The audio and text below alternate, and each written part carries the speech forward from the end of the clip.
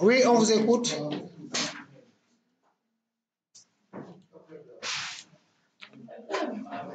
Nous sommes sur les rappels pédagogiques.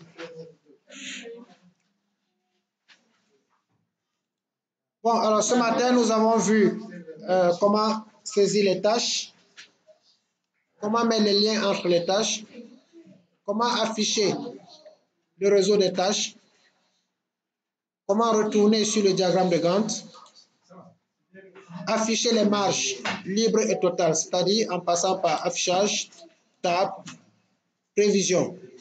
Et dans les prévisions, nous avons les marges libres et marges totales. Alors la question simple, quelle est la marge libre de la tâche B? Abi, de la tâche B.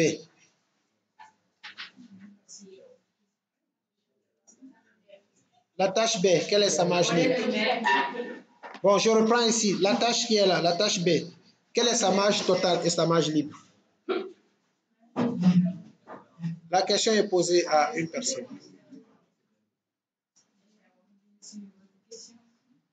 Quelle est la marge libre de la tâche B? Alors, voilà les tâches. Vous avez la tâche B ici. Vous pouvez répondre, non? Bon, je vais reposer à quelqu'un d'autre. Non, pas Queen. Non. Jomo, s'il vous plaît, quelle est la marge libre de la tâche G? Regardez le vidéoprojecteur. Ici. La tâche G, quelle est sa marge libre? Non, vous devez répondre en regardant sur cet écran.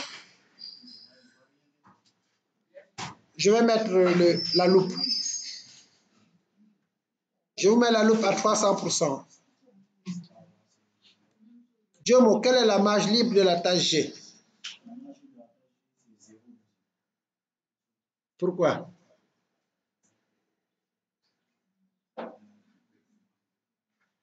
Il joue au jackpot.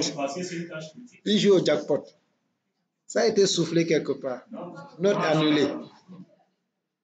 Il a hésité. Donc, la tâche G et la tâche B ont pour marge libre totale 0. Parce que ce sont les tâches critiques. On résume que les tâches critiques ne peuvent pas avoir de marge libre ni de marge totale. Parce qu'elles sont critiques. C'est la notion de tâche critique. Elle est très importante à comprendre. Une tâche critique ne peut pas avoir de marge. Puisqu'on a dit que c'est une tâche dont le retard entraîne le retard global du projet. Donc, une tâche critique n'a pas de marge libre ou de marge totale. C'est une question de coût. On ne calcule pas. La tâche E n'est pas une tâche critique. On n'a que 2 tâches critiques dans ce projet. Ça peut avoir 0 jour, mais ce n'est pas forcément critique. Justement, au niveau des marges, on peut avoir des tâches qui ont 0 jour, mais elles ne sont pas forcément critiques. L'exemple, quand vous allez dans le tableau des marges ici, format, affichage, table, prévision, vous avez certaines tâches qui ont les 0 mais qui ne sont pas critiques. La tâche E, par exemple, vous voyez que vous avez 0 et 11. La tâche F, vous avez 0 et 7. C'est possible, mais ce n'est pas une tâche critique. Donc, les tâches critiques ont pour marge libre et marge totale 0. Alors, donc, nous avons vu jusqu'à présent tous ces éléments. Il nous reste les ressources. Et comment afficher la tâche récapitulative? Nous avons vu que c'est dans le menu format, tâche récapitulative du projet. Et on peut afficher la tâche en jour, en mois, en semaine. Pour retourner dans le tableau des marges, c'est dans affichage, table, entrée.